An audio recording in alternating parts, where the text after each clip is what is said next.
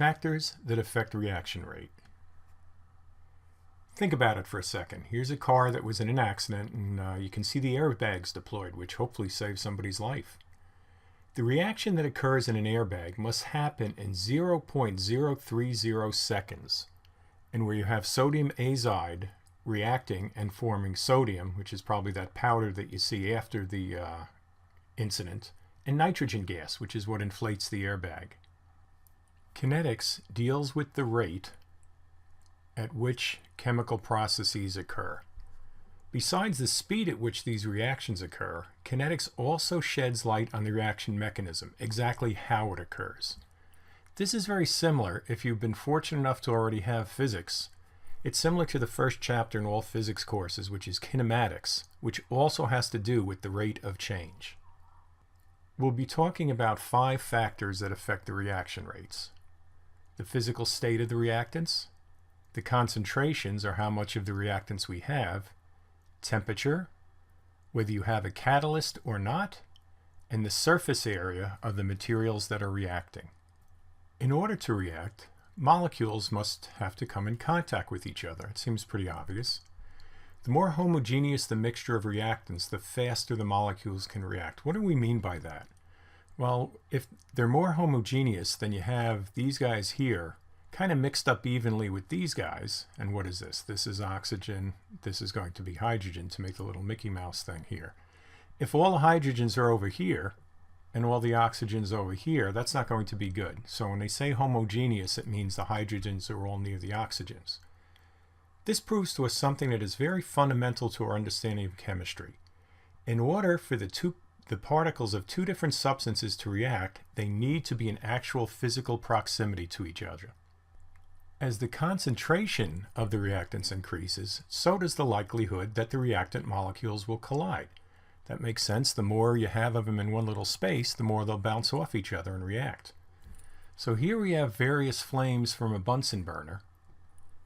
And as you mix more air with the natural gas, it goes this way like this. The rate of combustion reaction increases and the flame gets more blue in color. Recall that blue light has more energy than red. Since the rate of reaction increases, the rate of energy being released also increases, hence the bluer color. And if you use Bunsen burners, right down at the bottom there, that's where you add more air to your mixture. Temperature is another cause. Where we have higher temperatures, the reactant molecules will have more kinetic energy, right? Because the greater kinetic energy is more temperature, so that works both ways. They move faster, also part of more kinetic energy, and they'll collide not only more often, but with greater energy. Catalysts. If you have a catalyst, that will speed up the reaction by changing the mechanism of the reaction. And that's what this chart over here is trying to show us. Catalysts are very specific in their direction and reaction involved.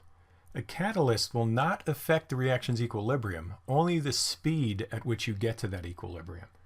So here's your reaction progress going this way. Here's the energy that's required to make the reaction happen. So normally with no catalyst, you have to get enough energy, activation energy, to get over this bump here. The catalyst will allow you to have a lower energy threshold to get over, so you'll get to your equilibrium position here. We'll be going over this in more detail later with some nice pictures that'll help you understand it. Here's a very cool thing about catalysts. They are not consumed during the course of the reaction. If they are chemically changed at some point in the reaction, they are changed back to their original state during some other part of the reaction. That's phenomenal. For example, here you have palladium. It's a very rare metal and is more expensive than platinum, which is pretty expensive itself. However, because it is not used up in a reaction, a single piece of palladium can be used again and again without wasting your money. And this works mostly as catalysts in certain organic reactions, so you can't use it everywhere. But where you can use it, it's very cool because you don't use it up. Surface area. When more surface area of a reactant is exposed, a reaction will occur faster. And why? Well, once again, you'll have more interaction between the particles because you have more particles closer to whatever you're reacting with, which in this case it would be oxygen. So if you have a steel bar and you put a flame to it, it won't ignite. But if you have that same mass of steel and you spread it out in a steel wool pad where there's much more contact area between the steel atoms and molecules and the air, it will burn and ignite quickly. And you can click here, right over there, to see steel wool burn. I don't recommend you doing this. Please don't do this. It can be very dangerous. Just watch the video.